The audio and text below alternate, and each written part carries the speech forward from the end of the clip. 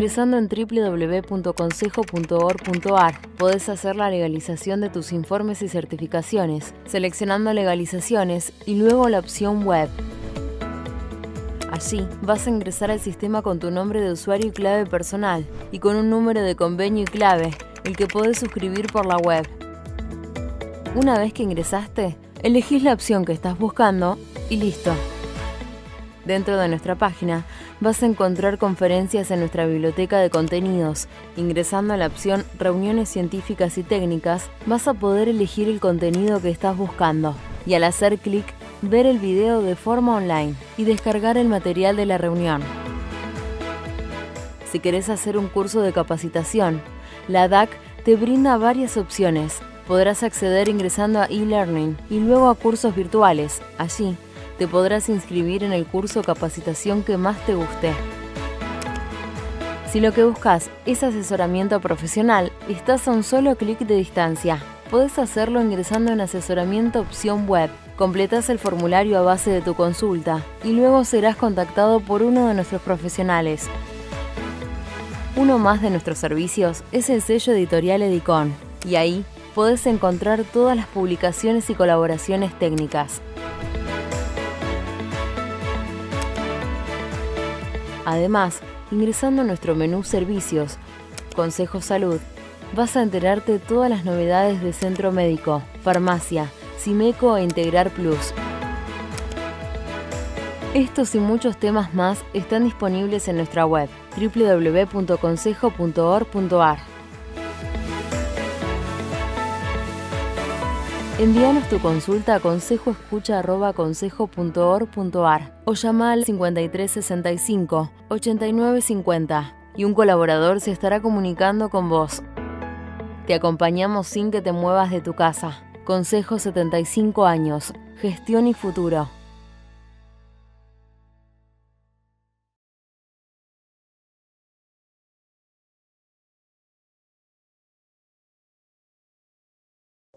Buenas tardes, mi nombre es Roxana Martín, yo soy vicepresidenta de la Comisión de Actuación Profesional en Procesos Concursales del Consejo Profesional de Ciencias Económicas de CABA, y en esta oportunidad vengo a continuar con los ciclos de capacitación y actualización dirigido a la matrícula en general y en especial a los colegas que se desenvuelven en sindicatura concursal. Antes de presentar el tema de la conferencia y al expositor, me gustaría dar un agradecimiento a todos los integrantes de la comisión por los permanentes aportes que realizan y que nos permiten desde el Consejo a elevar presentaciones en defensa de nuestra incumbencia. La conferencia de hoy versará sobre uno de los tantos proyectos presentados en el Congreso de la Nación, modificatorias de la ley de insolvencia. En esta oportunidad va a exponer el doctor Germán Mossi, que es uno de los asesores e impulsores de esta ley, a quien le agradecemos que se haya tomado el tiempo para realizar esta conferencia dirigida a profesionales. El doctor Germán Mossi es abogado de la Universidad de Buenos Aires, es especialista en asesoramiento concursal de la Universidad Notarial Argentina, magíster en Derecho y Economía de la Universidad Torcuato Di Tella, es profesor de la materia Derecho Crediticio, Bursátil, Financiero y de Insolvencia en la Facultad de Ciencias Económicas de la Universidad de Buenos Aires, en la cátedra del doctor Sicoli. Hasta el 2010 tenía a cargo la materia Contratos Civiles y Comerciales en la Facultad de Derecho. Tiene infinidad de publicaciones en La Ley, Ámbito, Cronista, El Repar y otras revistas de la especialidad y ha dado muchísimas conferencias. Reitero mi agradecimiento al doctor Mossi y los dejo escuchando su conferencia. Gracias. ¿Qué tal? Buenos días. Mi nombre es Germán Mossi. Quiero agradecer la invitación de parte del Consejo Profesional La charla de hoy es referente a la actualidad en materia de proyectos de ley para los deudores en terapia intensiva, específicamente para tratar los remedios para la emergencia que estamos transitando y la insolvencia. Aquí tienen mis datos de contacto por si quieren hacer alguna pregunta referente a los temas que vamos a exponer. Bien, pasamos a exponer los temas a través del PowerPoint que estamos compartiendo. Estos proyectos trabajan en general sobre 3 áreas o ejes. Uno son las normas emergenciales, que es el conjunto de normas que deriva del poder de policía que tiene el Estado, que normalmente ejerce el poder legislativo, pero que también puede ser ejercido por el poder ejecutivo a través de decretos de necesidad y urgencia. Son normas de carácter transitorio y que se focalizan en la intervención en determinados sectores o aspectos de la economía. En caso de una emergencia, el poder de policía que se ejerce es el poder de policía de emergencia. Ya vamos a volver sobre este punto. Un segundo eje sobre el cual se están refiriendo los distintos proyectos de ley que hay, son modificaciones al régimen general de la Ley de Concursos y Quiebras. Vamos a ver que los distintos proyectos están introduciendo modificaciones que reclama la academia o el sector doctrinario, como una forma de actualización del régimen que no tuvo grandes cambios en los últimos años. Y por último, un tercer eje en el que también se focalizaron los distintos, o algunos de los proyectos de ley, es en el tema del pequeño concurso o el enfoque a través del tamaño o la escala del deudor, lo que conocemos como pequeño deudor o pequeñísimo deudor, y la necesidad de darles un remedio a medida que sea accesible, tanto en su inicio como trámite como salida. Bien, estas 3 áreas o ejes están relacionadas por el contexto, que es la emergencia, y además por la materia, que tiene cierta complementariedad y potencialidad en este sentido. Por un lado, la problemática de la emergencia tiene todo un tratamiento que es propio a través de estas normas de poder de policía, pero como proyecta sus efectos respecto de los deudores y sobre todo los deudores en estado de insolvencia o que a raíz de la emergencia caen en insolvencia, podemos decir que hay una especie de submateria que es la que vincula ambas áreas, el área del derecho emergencial y el área del derecho de la emergencia. Por lo tanto, ahí tenemos la complementariedad. En ambos aspectos, emergencia por un lado, concurso por el otro, se tratan distintos remedios que en muchos casos, como vimos, pueden conjugarse. Y en la medida en que se conjuguen, pueden también darle mayor potencia al tratamiento del problema que es el problema del deudor insolvente. Entonces, ¿cómo surge de esta diapositiva? Tenemos que, para el caso de los deudores insolventes que están también bajo emergencia, no solo hay una superposición de la problemática en sí, sino que también hay una posibilidad de conjugar remedios. Muy bien. Los que son propios de la emergencia generalmente se relacionan con la extensión de los plazos.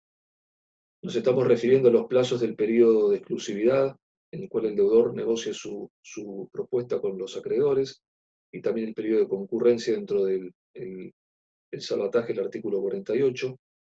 Se trata entonces, a través de estas medidas de emergencia, de sustraer de la situación de crisis o de emergencia que brinda el contexto al deudor en estado de insolvencia y ponerlo por fuera de esa situación para que en un marco diferente tenga más chances de llegar a un acuerdo con sus acreedores y también de cumplirlo. Al mismo tiempo, este tipo de leyes, de normas, dictan una serie de medidas tendientes a la protección del giro del deudor y de su patrimonio, cosa que puede ser también complementada a través de las medidas que provee el derecho concursal. Por lo tanto, vemos que son remedios distintos y complementarios y que se potencian. Muy bien.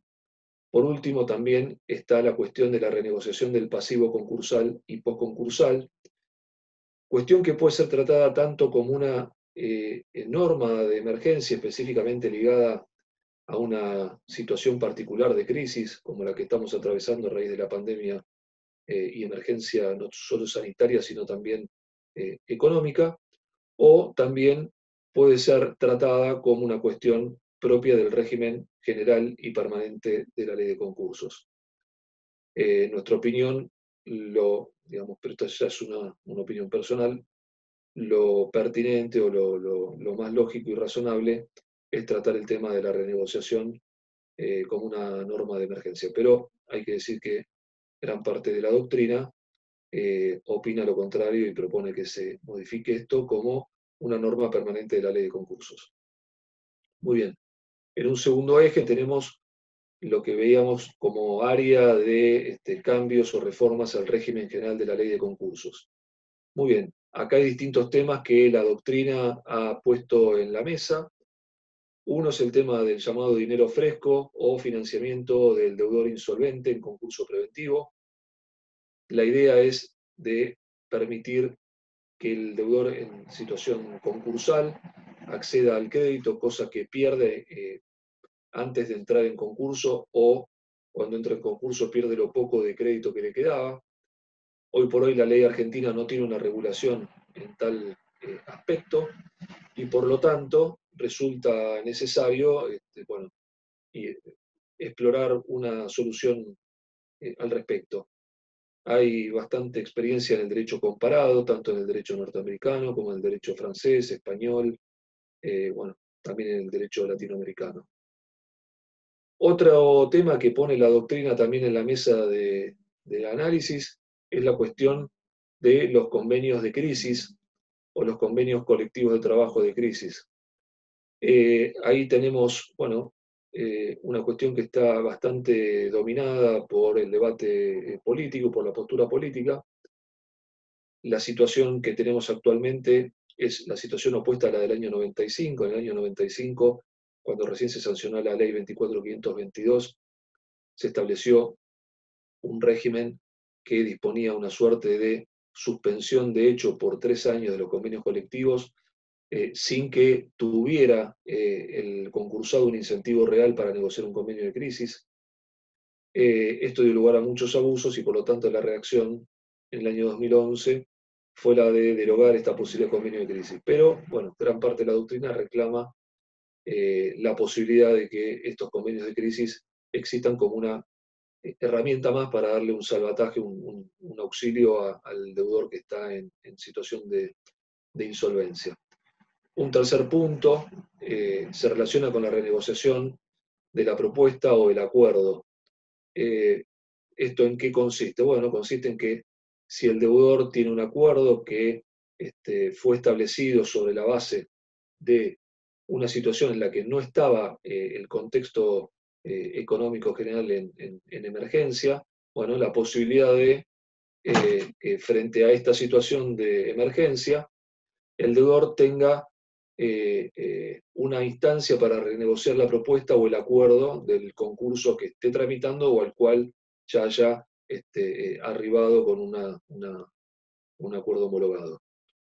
El cuarto tema que se está poniendo también en la mesa de análisis es la cuestión del stay para el APE, para el Acuerdo Preventivo Extrajudicial. ¿Qué significa esto? Bueno, que con la mera presentación del Acuerdo Preventivo Extrajudicial existan medidas que protejan al deudor frente a los pedidos de quiebra de los acreedores, frente a las ejecuciones de los acreedores, frente a las medidas cautelares que puedan tomar los acreedores respecto del giro, respecto del patrimonio, pero más específicamente de aquellos bienes que son útiles para el giro del deudor. Actualmente el APE no tiene esta herramienta y su inclusión podría generar en una revalorización, una revitalización del instrumento del APE y también en una gran contribución para descomprimir la cantidad de concursos preventivos del fuero judicial, de los tribunales.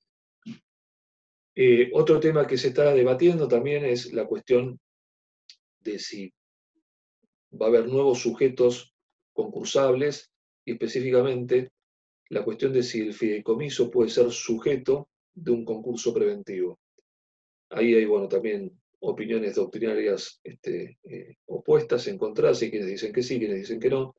En lo particular yo me manifiesto por la negativa, porque pienso que la herramienta del fideicomiso está prevista con un fin diferente, bueno, que por empezar es un contrato, etcétera. Bueno, todo lo que ya se ha dicho en alguna otra oportunidad. Hay quienes dicen que no hay por qué privarle a ese patrimonio especial o patrimonio de afectación de una herramienta concursal preventiva y por lo tanto lo incluyen en una propuesta dentro del artículo 2.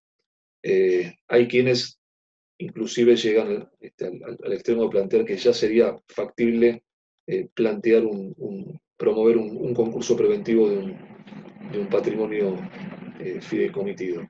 Bien. Otro tema que también se pone en la mesa es la cuestión de la innovación para las garantías o fianzas.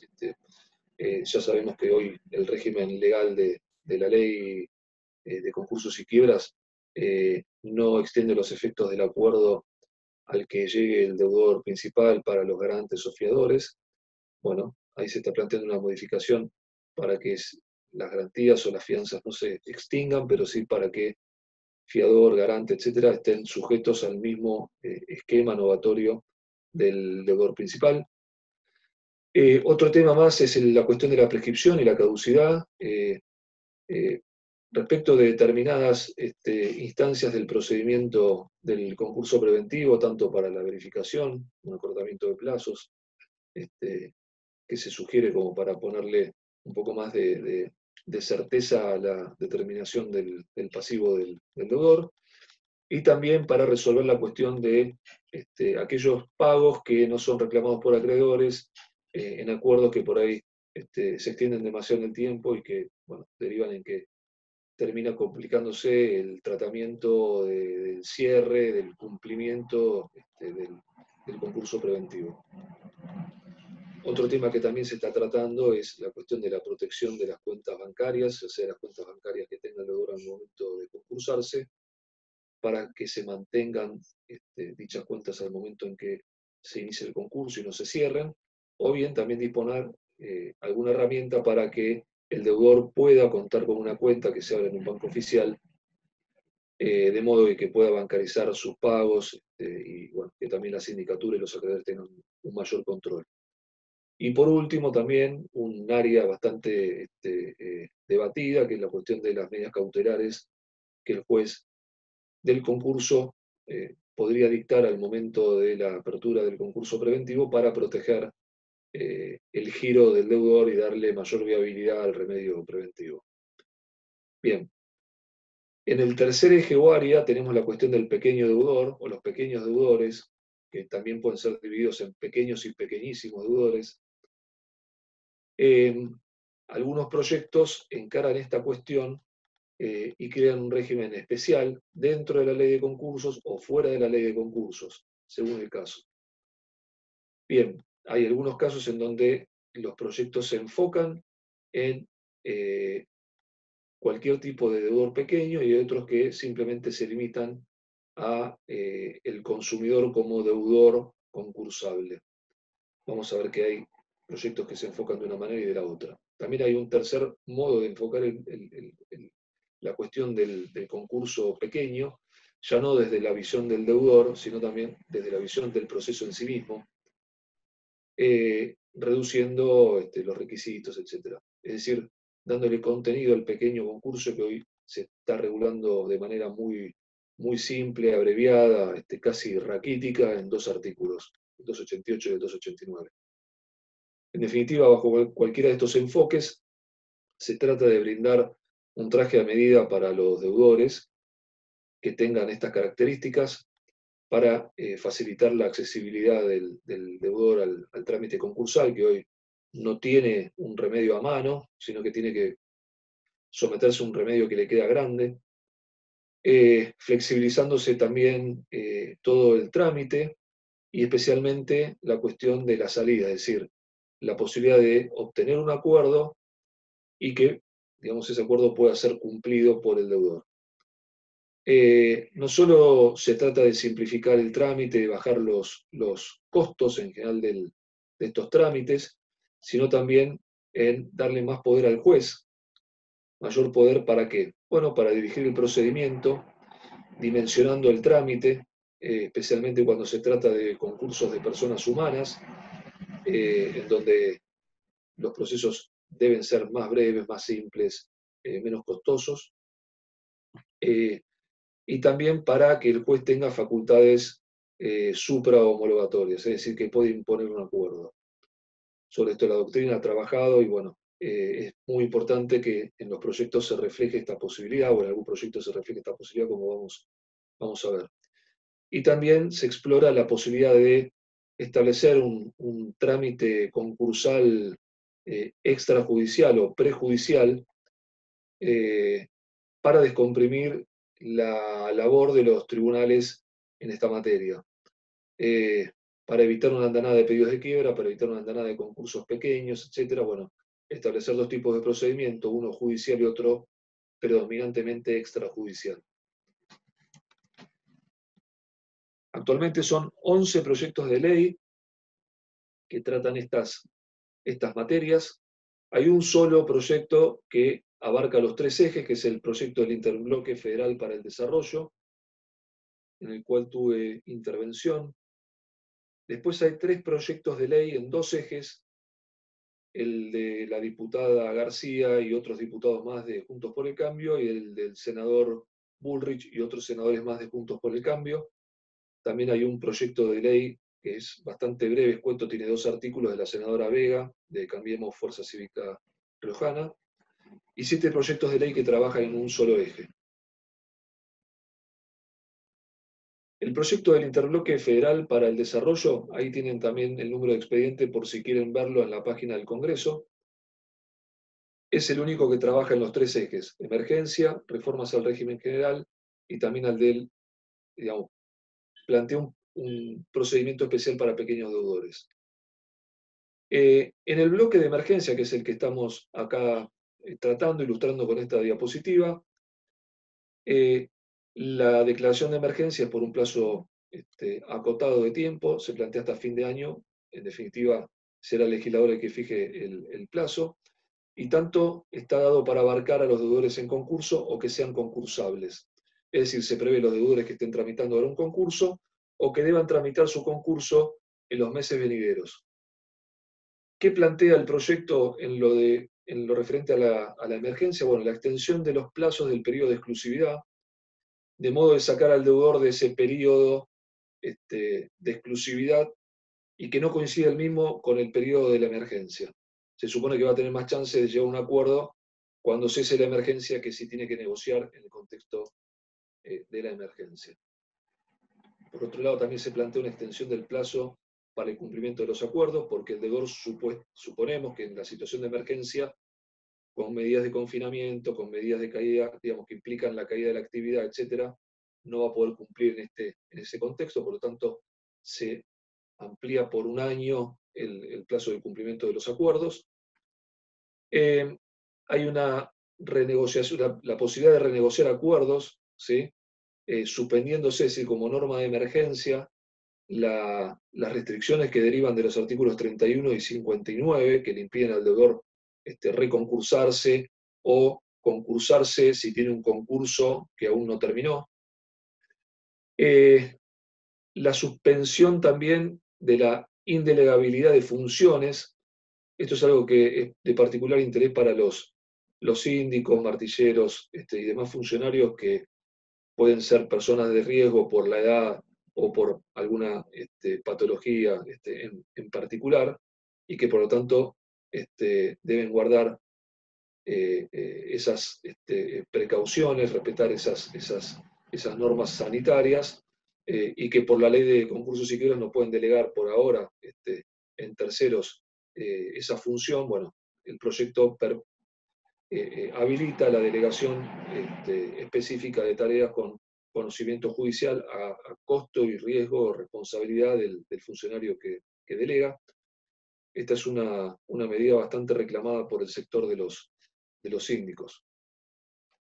Bien, otra disposición que plantea el proyecto es la suspensión de las restricciones crediticias para los concursados, es decir, que por el hecho de ser concursados no queden excluidos del sistema de crédito. También el otorgamiento de una línea de crédito especial que tiene que regular el Banco Central. Esta es una previsión que estaba ya en la Ley 25.563. Del mismo modo, la supresión de las restricciones para contratar con el Estado, es decir, que por el hecho de estar concursado no queden excluidos de licitaciones, contrataciones con el Estado, etc. Y después una última medida que es de suspensión de medidas de subasta y de desapoderamiento de bienes que estén afectados al giro del deudor, también de manera temporaria. En el segundo eje, este proyecto de Unidad Federal para el Desarrollo plantea modificaciones al régimen general y plantea dos modificaciones, sin perjuicio de que en la instancia legislativa se incorporen otras modificaciones. Una es la llamada figura del financiamiento al concursado, lo que conocemos como dinero fresco, se plantea como un agregado al artículo 16 y se trata como un mecanismo para darle liquidez al deudor que está en concurso, previa autorización judicial. Y en ese caso, quien provee la financiación va a tener un crédito con privilegio del artículo 240. Este mecanismo está previsto no solo para el caso de préstamos, que pueden ser tanto del sector financiero como del sector no financiero, sino también a través de fondos que pueden aportar socios no controlantes. Se excluye a los controlantes porque se supone que el controlante tiene que poner en riesgo un aporte de capital, digamos, propio y no puede después querer cobrarlo con preferencia a los acreedores quirografarios, pero por ahí tal vez el no controlante puede tener un tratamiento digamos, más beneficioso, porque de hecho digamos, el negocio no es controlado por sí. Y también a través de cualquier tipo de asistencia o crédito o programa que pueda dar inclusive el Estado. Vamos a ver que otros proyectos únicamente limitan esta figura del dinero fresco a los préstamos. Y en un caso únicamente a los préstamos del sector financiero.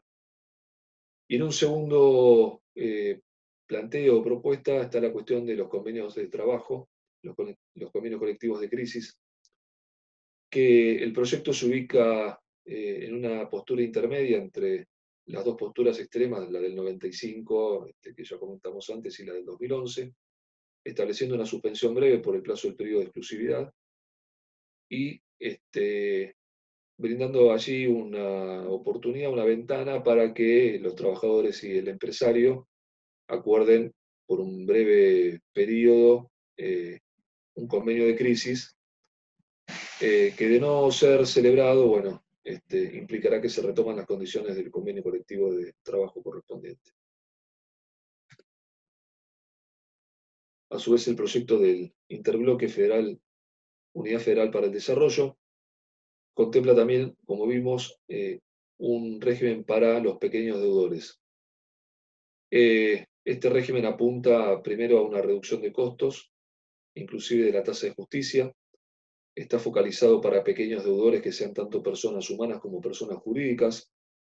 Establece un presupuesto objetivo amplio, es decir, no solo para el caso de estado de cesación de pago, sino también para el deudor que tiene dificultades económicas y financieras de carácter general, y para el caso del sobreendeudamiento, es decir, cuando hay un descalce entre el activo y el pasivo. Este procedimiento especial tiene a su vez dos subtipos, un subtipo preventivo, que es para todo pequeño deudor, tanto persona humana como jurídica, y también un subtipo liquidatorio sin quiebra para el deudor pequeño que sea persona humana. El sujeto está caracterizado, tanto como vimos recién, persona como persona humana y persona jurídica. La persona humana está relacionada con el caso del consumidor, el caso del emprendedor, el caso del micro o pequeño empresario.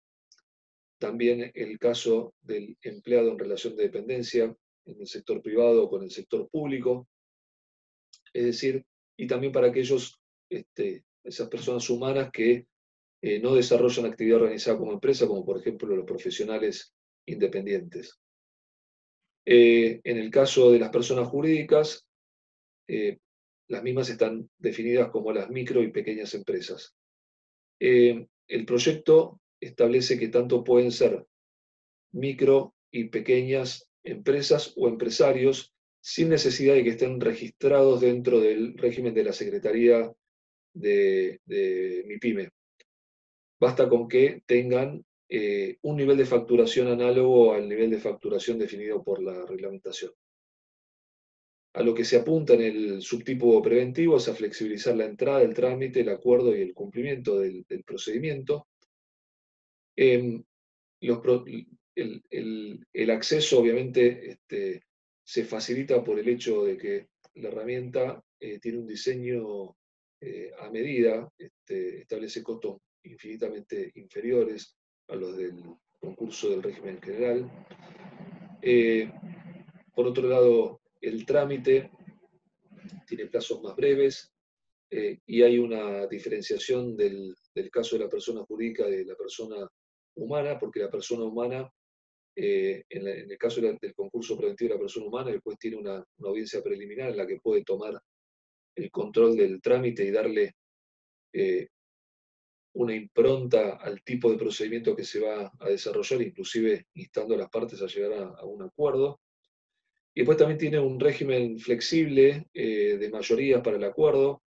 El acuerdo también prevé que las cláusulas pueden ser, o los acuerdos en sí pueden ser distintas dentro de la misma categoría. También se reducen las mayorías respecto del régimen general y se establece también la posibilidad de que el juez establezca o ejerza, mejor dicho, facultades suprahomologatorias. Hay un funcionario que está previsto como conciliador, que es un síndico B, que a su vez también es mediador entre el deudor y los acreedores. Y esto suponemos que también le va a dar mayor potencia al remedio preventivo. También este régimen tiene una cantidad de normas que son de protección más amplia para el deudor, tanto respecto a la suspensión de ejecuciones hipotecarias y prendarias, como para los supuestos de continuación de contratos. También se prevé la apertura de cuentas bancarias en bancos oficiales para que el deudor pueda continuar con su giro bancarizado, sin posibilidad de que giren descubierto. Como vimos antes, posibilidad de negociar acuerdos iguales o diferentes entre acreedores, la posibilidad de renegociar acuerdos incumplidos por una vez, siendo que únicamente se podría decretar la quiebra de la persona jurídica o el liquidatorio sin quiebra de la persona humana una vez que se incumplen obligaciones que fueron renegociadas, pero no obligaciones que no fueron previamente renegociadas.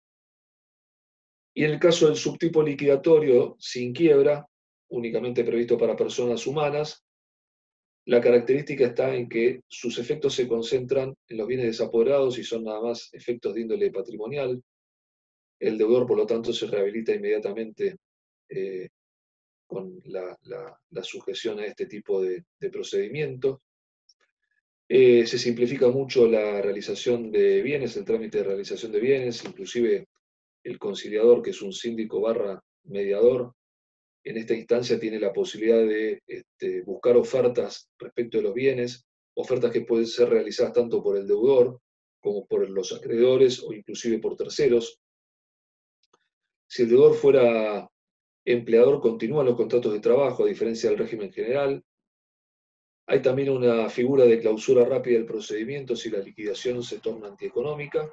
Y lo que es fundamental, la figura de la descarga de la deuda, el discharge, que es lo que permite que ningún acreedor pueda reclamar sus créditos respecto del deudor, salvo en los bienes que estén afectados a este procedimiento liquidatorio sin quiebra. El segundo proyecto que vamos a repasar es el de los diputados de Juntos por el Cambio, que se focaliza en una normativa de emergencia. Contempla vigencia hasta el 30 de diciembre, o el mayor plazo que se determine por la emergencia. Y plantea modificaciones al régimen del APE, de los artículos 69 a 76, disponiendo, pero con carácter sumamente emergencial, la suspensión por 60 días de las ejecuciones de aquellos deudores que se sometan al APE, sin, digamos, posibilidad de que sean ejecutados, salvo que fracase esta instancia. Desde nuestro punto de vista, la reforma, digamos, la inclusión es bien vista como inclusión al régimen del APE, pero tendría que tener carácter permanente. O sea, no se justifica que fuera solo para la emergencia. Después también contempla esta propuesta una mayoría más reducida, dice acreedores por más de la mitad del pasivo criorafario total, es decir, remueve el requisito de los 2/3 del capital. Sin embargo, la redacción no nos parece clara, porque no sabemos, de acuerdo a la redacción, si también exige la doble mayoría, es decir, la mayoría por cantidad de acreedores. En otro aspecto, el proyecto también reduce la cantidad de días de publicación de dictos para este tipo de trámites, cosa que sería loable, pero con carácter general y permanente en la ley de concursos, y no solamente como una cuestión de emergencia. Y también prevé la suspensión inmediata del trámite de pedido de quiebra como una forma de complementar los efectos de la presentación del APE, cosa que también nos parece bien, pero no solamente dentro de lo que es una normativa de emergencia, sino con carácter permanente. Establece también la posibilidad de renegociar el acuerdo previamente preventivo incumplido o en vías de cumplimiento, tanto en concurso preventivo como APE, y establece un plazo de 90 días para renegociar ese acuerdo incumplido o en vías de cumplimiento, más un plazo adicional de 30 días para obtener nuevas conformidades. Incluye a los acreedores del acuerdo incumplido y a los acreedores postconcursales, cosa que nos parece que, digamos, bien. Y establece también la prórroga de los plazos de periodos de exclusividad y de concurrencia para el artículo 48. Ahí nos merece una crítica porque la redacción no es clara en cuanto a si la referencia al artículo 48 implica excluir o no a los pequeños concursos que para nosotros deberían estar contemplados. En un último bloque de propuestas, este proyecto se focaliza en la protección del deudor que está siendo ejecutado en un pagaré de consumo. Se suspenden ese tipo de ejecuciones, se suspenden los intereses y se aplica la tasa pasiva.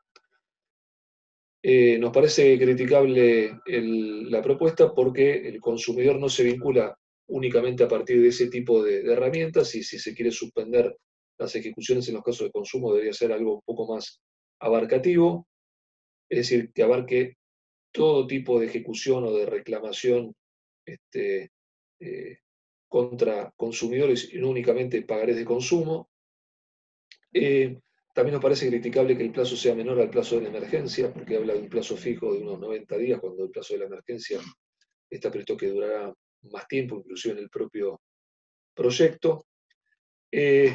Y en un último bloque de propuestas se refiere a la cuestión del mantenimiento y traba de las medidas cautelares en garantía de los créditos, que se refiere por un lado a las medidas cautelares registrables, pero no aclara que sean únicamente las registrables. Lo dice en el título, pero no en el texto, y por lo tanto debería quedar claro que esto únicamente debería limitarse al aspecto registral y no a las demás medidas que, sobre todo, son las que más atacan la cuestión propia del giro del deudor. Este proyecto de ley también contempla modificaciones al régimen general,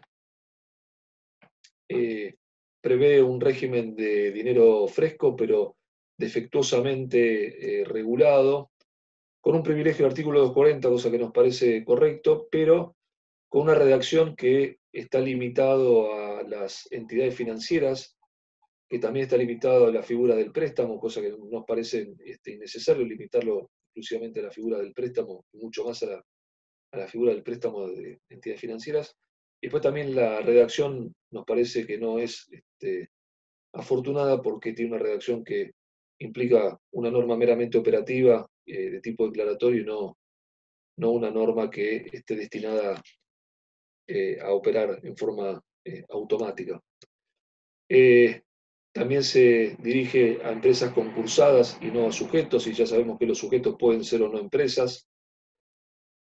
También se dirige a empresas con APE homologados y lo mismo, o sea, los sujetos que homologan un acuerdo o un APE pueden no ser empresas, pueden ser sujetos no empresas, o inclusive pueden no ser, pueden ni siquiera ser personas, o sea, puede haber un patrimonio. Y da la idea errónea de que los sujetos en concurso y sin acuerdo homologado no accederían. Y además se fijan condiciones, plazo de gracia, amortización y tasa de interés, cosa que debería ser delegado directamente en la regulación del Banco Central y no fijado por ley. Esas son las características que tienen este proyecto. En tercer lugar, tenemos el proyecto de los diputados Ramón y Morales, que se orienta a un régimen de pequeños deudores, pero que únicamente está contemplado para el sujeto consumidor, que no rivaliza con el proyecto del interbloque, por un lado porque el propio diputado Ramón lo integra al interbloque, y además porque, siendo el consumidor un subtipo del pequeño deudor, este proyecto podría quedar subsumido en el del interbloque o bien funcionar como un proyecto especial de un subtipo. Hay un cuarto proyecto del senador Bullrich y otros senadores de Juntos por el Cambio que establecen modificaciones al régimen general. Por un lado, contemplan la incorporación del artículo 20 bis, que regula el Instituto de los Fondos Frescos. No lo limita a entidades financieras, pero sí únicamente lo limita a la figura del préstamo, cosa que nos parece desacertada porque también hay otras formas de financiar con fondos frescos al deudor, que no deberían estar excluidas. Y por otro lado, nos parece criticable también la redacción porque alude a los fondos frescos que el concursado reciba durante el proceso, y también nos parece importante que esto pueda ser brindado durante la etapa del cumplimiento del acuerdo. En segundo lugar, propone la modificación del artículo 59. Se deroga la inhibición para la presentación de un nuevo concurso con carácter permanente y no como una suspensión, de acuerdo al proyecto de ley que vimos del interbloque que analizamos en primer término. Nos parece criticable esta propuesta porque, con carácter general, es decir, para estar incorporado en el régimen de concursos y quiebras, va a permitir el encadenamiento sucesivo de concursos preventivos, cosa que se quiso evitar con la modificación esta del artículo, digamos, con la norma del artículo 59. Nos parece importante que se mantenga esta modificación, pero, digamos, limitada a la cuestión emergencial, no con carácter permanente. Después también nos parece criticable la redacción porque, pese a que deroga la inhibición, la mantiene en el título. Como tercer medida, también se plantea la modificación del artículo 63, se introduce la figura de la reformulación de la propuesta originaria. Nos parece que la norma está mal redactada porque debería decir la reformulación del acuerdo homologado. A esta altura del procedimiento ya no estamos con una propuesta, sino que estamos con un acuerdo. También nos parece criticable que solamente lo habilite para el caso de incumplimiento por imposibilidad o fuerza mayor. Si en todo caso quisiera hacerse así, debería ser una norma de emergencia y no una norma de carácter permanente, porque la posibilidad de renegociar tiene que ir mucho más allá si estuviera en el régimen general del supuesto puntual de la imposibilidad por caso fortuito, fuerza mayor, etc. Y también nos parece criticable porque no contempla la posibilidad de renegociar el pasivo postconcursal tal como está redactada la norma. En último lugar, también plantea una reforma al artículo 72, inciso 5, que básicamente también remite a la figura de los fondos frescos, pero para el APE, con lo cual nos remitimos al análisis que hicimos antes. En quinto lugar, hay un proyecto de ley del senador Luengo, de Frente de Todos, establece un régimen de pequeño concurso. No habla del pequeño deudor, sino que lo hace como un pequeño concurso, es decir, un trámite de escala para pequeños deudores, pero que se focaliza en el trámite en sí. Es una complementación del régimen breve o raquítico que tiene actualmente la ley, con únicamente los artículos 289, 288 y 289. Lo define de acuerdo al régimen de MIPYME, pero también incluye la empresa mediana, que para nosotros por monto es grande y que debería quedar excluido del pequeño concurso. Únicamente lo prevé para las empresas MIPYME que estén registradas, y hay muchas que no lo están, y por eso nos parece criticable este criterio. Nos parece importante que sea no solo para las que estén registradas como MIPYME, sino para aquellas que tengan una facturación que encuadre dentro del régimen de micro y pequeña empresa. No así las medianas, que para nosotros son grandes, o sea, tienen un tamaño que debería encuadrar dentro del régimen general del concurso. Y después, bueno, establece un régimen concursal simplificado con plazos más breves. En ese aspecto nos parece útil la modificación, pero de quedar el criterio del proyecto del interbloque con el deudor, digamos, el concurso especial para los pequeños deudores.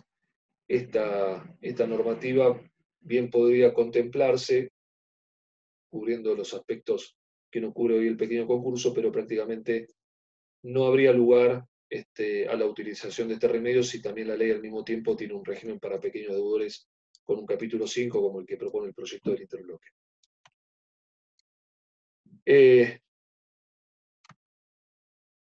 Otro proyecto es el proyecto de los senadores de El Frente de Todos, García Levy, Bla y Parrilli. Simplemente se limita al eje de la emergencia. Se puede complementar perfectamente con cualquiera de los otros proyectos, en especial con el del proyecto del interbloque, y plantea 3 medidas: suspensión de pedidos de quiebra por 180 días, suspensión por 180 días de ejecuciones judiciales y extrajudiciales, y también de medidas cautelares, trabadas y nuevas. Hay otro proyecto más de la senadora Vega, de Cambiemos Fuerza Cívica Riojana, que trata tanto de la emergencia como de modificaciones al régimen general, pero únicamente con 2 figuras muy breves. Una para prohibir el corte del servicio de medicina prepaga durante la emergencia del COVID, y otro que también nos parece que debería ser no una modificación al régimen general, sino una norma de emergencia que permite al Estado tomar control de las empresas sanitarias que estén fallidas, para contar con ese establecimiento para prestar servicio durante la emergencia. Hay otro proyecto más de la senadora González, de Juntos por el Cambio, que se refiere a los pasivos ambientales. Este proyecto nos parece perfectamente complementario de cualquier proyecto en sí. Y hay 3 proyectos de la senadora Krexel, del Movimiento Popular Neuquino, que también pueden ser complementarios, de cualquier otro procedimiento, de cualquier otro proyecto de ley. Bueno, con esto hemos completado la exposición. Al final tienen también un PowerPoint en donde surgen la ampliación del proyecto de ley del interbloque en el cual trabajamos, que ustedes podrán detener y leer en particular. En cada caso tienen los números de expedientes correspondientes y pueden entrar en la página del Congreso para visualizar los distintos proyectos tal como figuran hoy en la página web del Congreso. Bueno, quiero agradecer mucho al Consejo Profesional la oportunidad de exponer y, bueno, quedamos a disposición para ampliar cualquier duda o comentario que sea necesario. Muchas gracias.